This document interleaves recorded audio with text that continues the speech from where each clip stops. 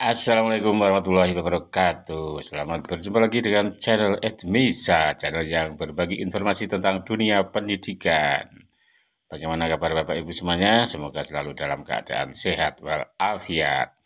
Bapak Ibu, kali ini kita akan membagi informasi tentang wacana perubahan untuk dana pensiunan dari pemberian gaji per bulan dirubah menjadi pesangon yang cukup banyak sampai miliaran.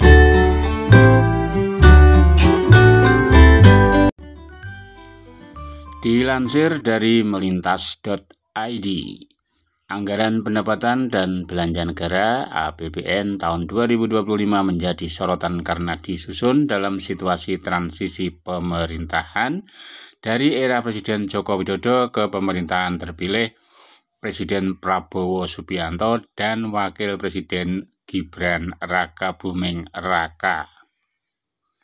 Meski masih berada dalam masa peralihan, pemerintah mengklaim bahwa komunikasi dan konsultasi intensif telah dilakukan dengan Presiden terpilih agar arah kebijakan tidak terputus. Pertanyaannya, apakah APBN 2025 benar-benar mencerminkan aspirasi dan kebutuhan rakyat? 1. APBN dalam bayang-bayang geopolitik global. APBN 2025 disusun di tengah ketidakpastian global, geopolitik dan geoekonomi dunia yang bergejolak berdampak pada harga komoditas pangan hingga rantai pasok. Namun, Indonesia masih berada dalam zona stabil. 1. Pertumbuhan ekonomi konsisten di kisaran 5% sejak 2022. 2. Inflasi terkendali di angka 1,55%, salah satu yang terendah di dunia. 3. Surplus perdagangan 54 bulan berturut-turut didorong ekspor dan hilirisasi. Stabilitas ini menjadi pondasi utama APBN 2025 yang diarahkan untuk akselerasi pembangunan dan ketahanan nasional. 2. Prioritas pemerintahan baru, realistis atau retoris. Dalam APBN 2025, pemerintah menyiapkan anggaran besar untuk program-program unggulan Prabowo Gibran. 1. Program makan siang gratis 71 triliun rupiah. 2. Dana desa 70 triliun rupiah. 3. Pemeriksaan kesehatan gratis 3,2 triliun rupiah. 4. Renovasi sekolah dan AMP, sekolah unggulan terpadu 2 triliun rupiah. 5. Ketahanan pangan dan AMP, lumbung pangan daerah 15 triliun rupiah. Namun, pengamat menyebut bahwa tantangan ada di sisi implementasi, terutama dalam hal koordinasi pusat daerah, pengawasan dana, dan efektivitas sasaran. 3. Sektor pendidikan, kesehatan, dan sosial tetap jadi fokus. Dari total belanja negara 621,3 triliun rupiah, alokasi besar diberikan pada 1. Pendidikan 724,3 triliun rupiah, atau ini merupakan tertinggi sepanjang sejarah. 2. Kesehatan 218,5 triliun rupiah. 3. Perlindungan sosial 503 triliun rupiah. Ini menunjukkan bahwa pemerintahan baru tetap melanjutkan agenda pembangunan sumber daya manusia meski dengan pendekatan yang berbeda. 4. Reformasi dana pensiun ASN. Siap tinggalkan PSUJO.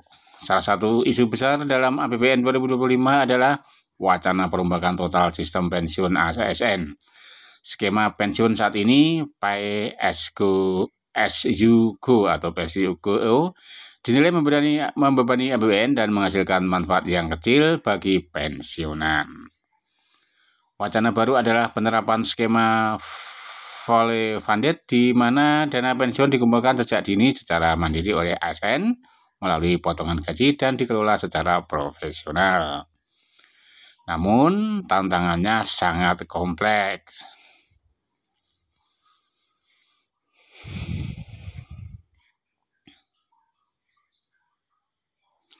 1. Regulasi belum siap, butuh revisi Undang-Undang ASN, Undang-Undang Jaminan Sosial. 2. Butuh payung Omnibus Law untuk menyatukan Taspen, Asabri, BPJS, dan dana pensiun BUMN. 3. Beban fiskal saat transisi sistem bisa mencapai 2.800 triliun rupiah. 4. Catatan kritis, APBN 2025 ambisius tapi harus terukur. Dengan defisit dirancang sebesar 16,2 triliun rupiah atau 2,53% dari PDB, pemerintah menjadikan pembiayaan yang hati-hati dan fleksibel dan kredibel. Namun dengan begitu banyak target besar, pertanyaannya tetap, apakah realisasi APBN bisa sejalan dengan rencana atau justru akan tersyok karena beban transisi dan resistensi birokrasi? Ya, betul ini ya, pertanyaan yang mendasar seperti itu.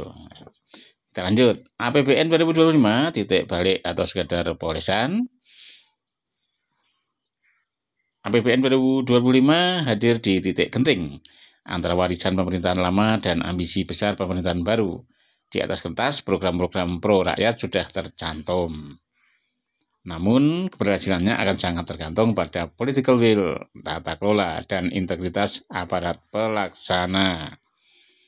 Apakah APBN ini awal dari Indonesia Emas 2045 atau sekadar janji manis transisi?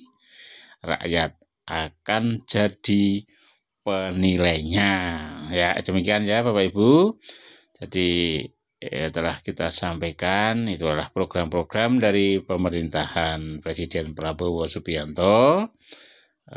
Ya, mudah-mudahan saja ini bisa terlaksana, termasuk yang berkaitan dengan perubahan mengenai itu ya, dana pensiunan yang akan rencana ya, tapi ini rencana akan dirubah total. Yang dulunya menerima dana pensiun itu per bulan, rencananya atau wacananya akan dirubah menjadi pesangon.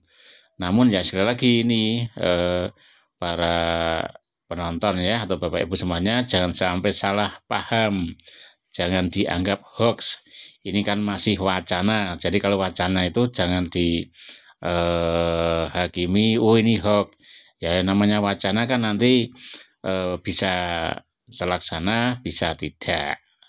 Baik, demikian saja pertemuan kita kali ini. Kita berjumpa lagi di video-video mendatang. Terima kasih. Ada kekurangan mohon maaf. Wassalamualaikum warahmatullahi wabarakatuh.